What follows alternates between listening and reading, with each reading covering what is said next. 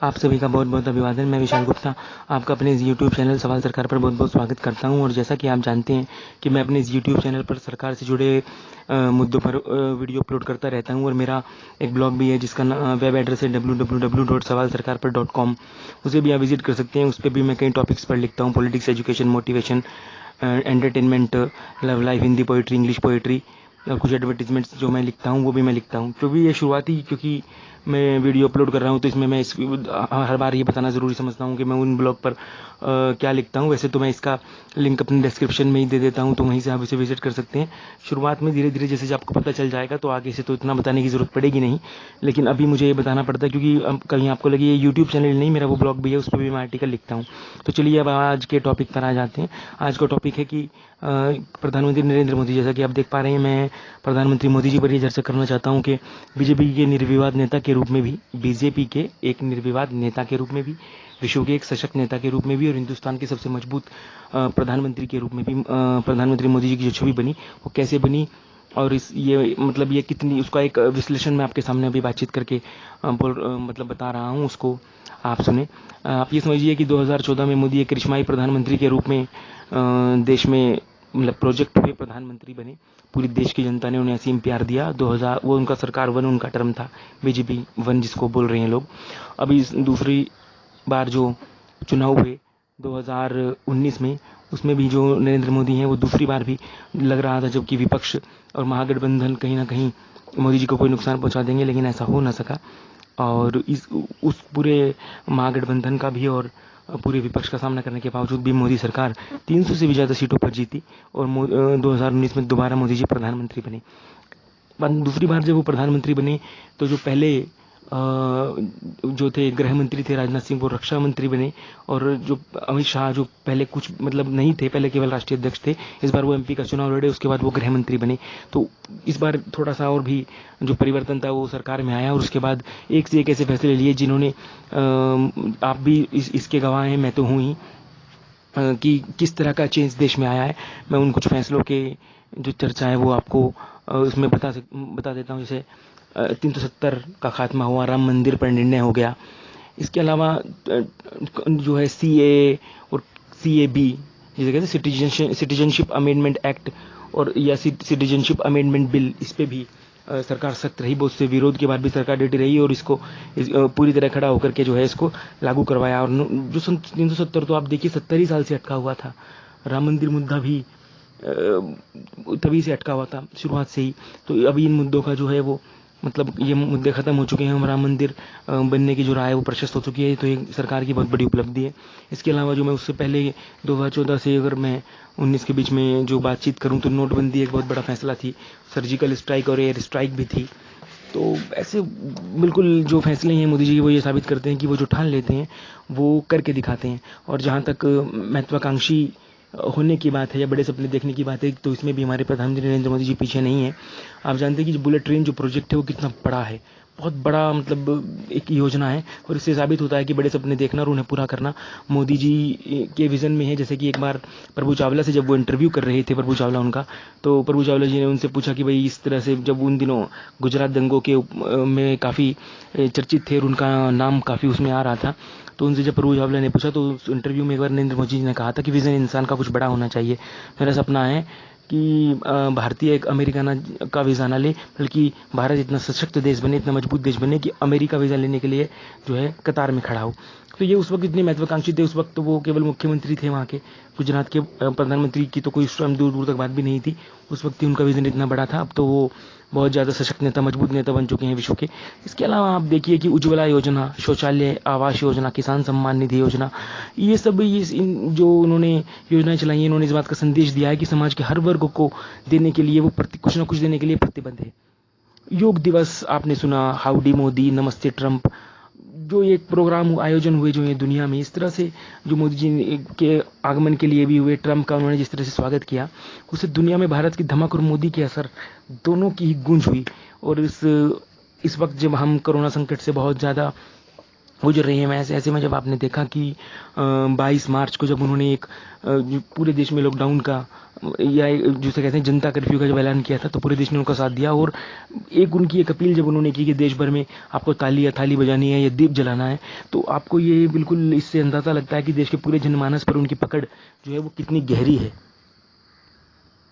जहां तक मोदी जी के राजनीतिक प्रभाव की बात है, तो आप ये देखिए कि देश की राजनीति में जब 2019 में चुनाव हुए, तो ये समझ लीजिए कि कांग्रेस जिस तरह से मतलब बिल्कुल कांग्रेस समेत सारे के सारे दल जो है मोदी जी के जो खिलाफ थे, और विपक्ष ने पूरे एकजुट होने की कोशिश की, लेकिन उसे सफलता नहीं मिली। और ये समझिए कि 2019 का जो लोकसभा चुनाव था, तो मोदी बनाम पूरा विपक्ष हो गया था मुकाबला, और मुकाबले जबकि नतीजा एक तरफा जो है वो मोदी के नाम रहा। मोदी का नाम और मोदी का काम जीत के गारंटी बने। आप ये समझिए कि बीजेपी का पोस्टर हो, पर्चे हों, बिल्ले हों, होर्डिंग हो, फेसबुक हो, ट्विटर हो, इन सब पे जो है कहीं ना कहीं मोदी ही छाए रहे। ये फैक्ट रहा कि अगर मोदी जी को एक जीत की गारंटी एक मानक बन गए, तो ये उनका एक राजनीतिक असर है। बल्कि इस एक बात मैं और आपको बताऊं कि बहुत से लोगों ने तो 2019 के चुनाव से पहले, जब ये समझिए कि कांग्रेस ने बहुत से राज्यों में जो है बीजेपी से सत्ता छीन ली थी, तो बहुत से राजनीतिक विश्लेषक ने भविष्यवाणी कर दी थी कि लोकसभा चुनाव 2019 में मोदी की राह बहुत मुश्किल होगी और पूर्ण बहुमत के साथ जो है वो सरकार नहीं बना पाएंगे नरेंद्र मोदी। लेकिन 2019 की मोदी लहर तो और भी ज़्यादा प्रचंड निकली, जितनी 2014 में थी उससे भी ज़्यादा प्रचंड निकली। और जब नतीजे आए तो बीजेपी की जो झोली थी वो 300 से भी ज़्यादा सीटों से भरी हुई थी। तो आप ये समझिए कि ब्रांड मोदी का भी ये असर ही आप कह सकते हैं कि आधे से भी ज़्यादा राज्यों में अभी भगवा छाया हुआ है, क्योंकि पूरी मतलब मोदी मोदी है, पूरी बीजेपी का एक परचम है। एक बात और जो मोदी जी के बारे में बहुत बेहतरीन है कि वो जनमानस का जो मनोभाव है, जो जैसे वो रैलियां करते हैं, जैसे वो और लोगों से जुड़ते हैं, तो वो उससे जुड़ने में बड़े माहिर हैं। आपको जो यानी एक तरह से हम कह सकते हैं कि जो प्रधानमंत्री मोदी हैं वो शब्दों के बाजीगर हैं। कुछ शब्दों से वो अपना और अपनी सरकार का एजेंडा ही तय कर देते हैं। जैसे उन्होंने एक नारा दिया, सबका साथ सबका विकास। उनके बारे में एक और नारा चला कि मोदी है तो मुमकिन है। एक वो उन्होंने चलाया, मैं भी चौकीदार। एक उनका बड़ा जुमला प्रदर्शित हुआ कि चला कि न खाऊंगा न खाने दूंगा। भ्रष्टाचार पर एक बहुत ही करारी चोट थी, लोगों ने बिल्कुल हाथों हाथ लिया। ये कहने के मतलब ये कह सकते हैं कि सोशल इंजीनियरिंग के बहुत माहिर हैं। आप ये समझ लीजिए कि जाति और धर्म की जो राजनीति थी, जो इस देश में दशकों से चल रही थी, उसके मायने ही इन्होंने बदल कर रख दिए। आप ये समझ लीजिए कि अभी जिस तरह एमपी में भी जो है कितना एक मतलब असर है कि कमलनाथ के मुख्यमंत्री बन जाने के बाद किस तरह से ज्योतिरादित्य सिंधिया बीजेपी में शामिल हुए और फिर सत्ता पलट हुई और शिवराज सिंह चौहान जो है दोबारा मुख्यमंत्री बन गए। तो ये सोशल इंजीनियरिंग ही तो है। अब ये पहले तो चूंकि बहुत कम अंतर से बहुमत का अंतर था, काफ़ी जो मेरे ख्याल से जो मुझे याद है 5-6 सीटों का ही अंतर था, और उसको कुछ ही टाइम में उन्होंने 1-1.5 साल में उसको इस तरह से तय किया कि शिवराज सिंह चौहान को जो है वहाँ पे मुख्यमंत्री बना दिया। तो ये सोशल इंजीनियरिंग नहीं है, ये इतना बीजेपी का एक पूरा जो एक मतलब पॉलिटिकल जो एक पूरा कैडर है वो कितना मजबूत हो चला है कि कोई भी मौका नहीं चूकते हैं। तो ये सब इसलिए पॉसिबल है क्योंकि मोदी देश में हिट है। अगर मोदी जी ये कह रहे हैं कि किसी बात के लिए कुछ बात कह रहे हैं, तो ये माना जा रहा है अभी कि वो जो देश हित में ही कुछ ना कुछ कह रहे होंगे। और जब मोदी मुकाबले में आ जाते हैं तो ये बिल्कुल एकदम स्पष्ट हो चली है बात। देश में एक मतलब परसेप्शन सा चल गया है कि अगर मोदी मुकाबले में है तो विपक्ष का जो क्लीन स्वीप है वो होकर ही रहेगा। एक और बड़ी कला जिसे मोदी जो है वो माहिर है, वो है कि वो किसी भी कार्यक्रम में जाते हैं जब, तो उसे अपने मतलब अपना जो ब्रांड है वो पूरा प्रदर्शित कर सकते हैं। जिसे कह सकते हैं कि वो मोदी में बना देते हैं प्रोग्राम को। इस तरीके से आप समझिए कि जब 2014 के शपथ ग्रहण समारोह में जब सार्क देशों के नेता को उन्होंने आमंत्रित किया था, उसकी तभी शुरुआत कर दी थी। एक मेडिसन स्क्वायर इवेंट आया, हाउडी मोदी की बात हुई। अहमदाबाद में भी 2020 में जब ट्रंप आए थे तो नमस्ते ट्रंप का उन्होंने मतलब जिस तरह से प्रचार हुआ कि मतलब ये दिखाता है कि मोदी कैसी चीज़ों को अलग और बहुत बड़े और निराले ढंग पर अंदाज में करने का मानता रखते हैं। तो ये इसलिए भी ये केवल यही नहीं है कि यहीं जय जयकार है, पूरे वर्ल्ड में जो है वो मोदी की जय जयकार है। अब जहाँ तक मोदी की निर्विवाद नेता होने की बात है, तो उसके पीछे आप समझ सकते हैं कि मोदी जी में राजनीतिक सूझबूझ है, प्रशासनिक काबिलियत भी है, मुद्दों की समझ है, लीक से हटकर सोच है, एक डेयर एटीट्यूड है, डरते नहीं है, साहस रखते हैं किसी भी फैसले को लेने का। सर्जिकल स्ट्राइक में जब आपने देखा होगा कि जिसमें मोदी जी एक चुनाव रैली में अपनी हथेली को उस पोडियम पे जिस पे वो मतलब अपना भाषण दे रहे हैं पर हाथ मार कर कह रहे हैं कि हमारे 18 जवानों का बलिदान बेकार नहीं जाएगा। तो ये बिल्कुल दिखाता है कि वो कितने मजबूत नेता हैं। देख, बहुत से लोग ये कहते हैं कि मोदी इसलिए मजबूत हुए हैं क्योंकि विपक्ष कमज़ोर है, और कुछ ये कहते हैं कि मोदी मजबूत हैं इसीलिए विपक्ष कमज़ोर है। बात कुछ भी हो, इस बात से इनकार नहीं किया जा सकता कि मोदी जी निर्विवाद रूप से इस समय देश के तो सबसे मजबूत नेता हैं, विश्व में भी एक सबसे मजबूत नेता के रूप में एक बहुत बड़ी पहचान रखते हैं। अगर आगे उनके बारे में और मैं कुछ बात करूं तो आप ये समझ लीजिए कि कुछ ही राज्य ऐसे हैं जहाँ पे कांग्रेस और वामपंथी दल, झारखंड मुक्ति मोर्चा, बीजू जनता दल, शिवसेना जैसी पार्टियां, जैसे महाराष्ट्र में उद्धव ठाकरे जो है मुख्यमंत्री बनने में कामयाब रहे, जहां वो इस तरह के कुछ राज्य में ऐसा है कि जहां पे जैसे झारखंड की बात करें तो वहां पे शिबू सोरेन के बेटे हेमंत सोरेन बन गए। तो वो एक बहुत बड़ी जो है कहीं ना कहीं बीजेपी को हार का वहां पर सामना करना पड़ा। लेकिन अगर मुकाबले में मोदी, जो कि वो कहीं ना कहीं राज्य स्तर पर मुकाबला था, जैसे लोकसभा चुनाव में डायरेक्ट मुकाबला एक बार मोदी से हो जाता है जैसे हुआ 2019 में, तो उसमें सब धराशायी नजर आए। तो इसमें आप ये देख सकते हैं कि बिल्कुल ये थोड़ा बहुत चूंकि राजनीति में उठापटक किया, इधर का बदलाव तो चलता ही रहता है, लेकिन इस बात से इनकार नहीं किया जा सकता कि कुछ भी हो।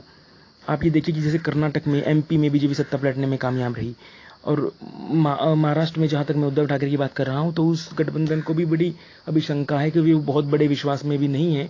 और मुझे लगता है कि जिस तरह से मध्य प्रदेश में श्री कमलनाथ जी की सरकार को जो है ढहाने में, उसका किला भेदने में बीजेपी कामयाब रही, कुछ ना कुछ तोड़िए इसका भी वक्त में निकाल लेंगे, क्योंकि इनके दिल में टीस तो है कि किस तरह से उन्हें टाइम पर उद्धव ठाकरे यानी कि शिवसेना जो है दगा दे गई। इसकी टीस अमित शाह जी के मन में, मोदी जी के मन में जरूर होगी, और इस बात से इनकार नहीं किया जा सकता कि वो इस जुगत में लगे हुए जरूर होंगे कि जब भी उन्हें मौका मिलेगा वो महाराष्ट्र की जो राजनीति उसमें परिवर्तन जरूर करेंगे। खैर, इस वक्त मैं क्योंकि मोदी जी के मुद्दे पर ही बात कर रहा हूँ, इसलिए हम राज्यों के बारे में तो फिर कभी बात कर लेंगे। तो ये कह सकते हैं कि अंततः मैं इस वीडियो को, चूंकि मैं काफ़ी लंबा ना हो जाए वीडियो, तो इसकी मैं इसे क्लोज भी वीडियो को कर रहा हूँ, और इस पे केवल यही कहता हूँ कि मोदी के जो खिलाफ है वो विपक्षी एकजुटता की जो कोशिश है वो लगातार होती रही है। अलग अलग आप ये समझ लीजिए कि लालू प्रसाद यादव भी, मुलायम सिंह यादव भी, ये समझ लीजिए कि जिस बसपा में सुप्रीमो मायावती और मुलायम सिंह यादव के बीच गेस्ट हाउस कांड को लेकर जितना मतलब मतभेद था वो भी दूर हो गया, और सब के सब मैदान में आ गए थे कि भाई मोदी जी को हराना है। तो भी जो है मतलब वो कामयाब नहीं हो सके, लेकिन इस बात को इनकार नहीं किया जा सकता कि पूरा विपक्ष एकजुट होकर मोदी जी को हराना चाहता है। लेकिन मोदी लहर इतनी मजबूत है कि उसके सामने ये गठबंधन हो चाहे महागठबंधन हो, कभी टिक नहीं सका। और मोदी जब से सत्ता में आई हैं 2014 से, वो अब तक देश के नंबर 1 नेता बन गई हैं, और अब आगे भी लगता नहीं कि मुझे ये इस बात की कोई संभावना और 1-2 कार्यकाल भी मतलब नहीं दिखती कि इसमें किसी भी तरह का परिवर्तन होने वाला है। ऐसा लगता है कि मोदी अब 2-3 बार 4 बार, जब तक अभी तो वो कम से कम अगर उम्र के लिहाज से भी देखें तो 70 के आसपास होंगे, तो अभी 2 बार प्रधानमंत्री बनने का मादा तो पूरा रखते ही हैं, क्योंकि उसके बाद व्यक्ति शिथिल हो जाता है उम्र के लिहाज से। लेकिन अभी ऐसा नहीं लगता। और जहाँ तक अभी 2022 में उत्तर प्रदेश में भी चुनाव होंगे तो योगी आदित्यनाथ जी की भी परीक्षा होगी। अभी 1-1.5 साल बाकी रह गया है, ये तो महामारी में ही लगभग चला जाएगा साल।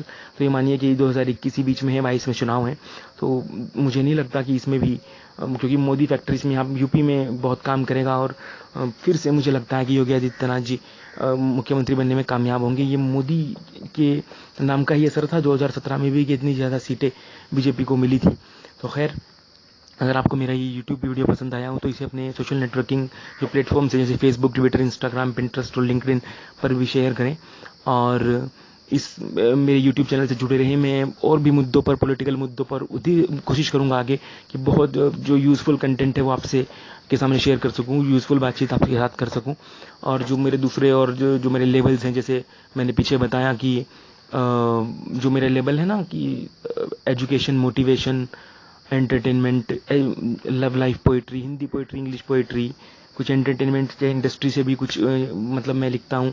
जैसे अभी सुशांत सिंह राजपूत पर मैंने एक आर्टिकल लिखा, उसके बाद भी लिखा, कुमार विश्वास पर भी लिखा, और भी चीज़ों पर लिखा, तो वो भी मैं लिखता रहता हूँ। लेकिन मैं कोशिश ये करूँगा कि ज़्यादा से ज़्यादा यूज़फुल कंटेंट और यूज़फुल बातचीत आपके साथ कर सकूँ, कुछ ऐसा ज्ञानवर्धक आपके साथ जरूर शेयर कर सकूँ जिससे कि आपको ये लाभ हो। जैसा कि मैंने आपको बताया कि मेरी अपने ब्लॉग पर ये कोशिश है कि एक आम आदमी ये समझे कि सरकार आदमी इंसान से ही बनती है। मैं बार बार पिछली यूट्यूब वीडियो में भी मैंने इस बात को दोहराया था कि एक वोटर को ये बात हमेशा ध्यान रखनी चाहिए कि मुर्दा लोहे से भी औजार बनाने वाले, अपने आंसू को भी हथियार बनाने वाले हमको बेकार समझते हैं सियासतदान, मगर हम ही हैं इस मुल्क की सरकार बनाने वाले।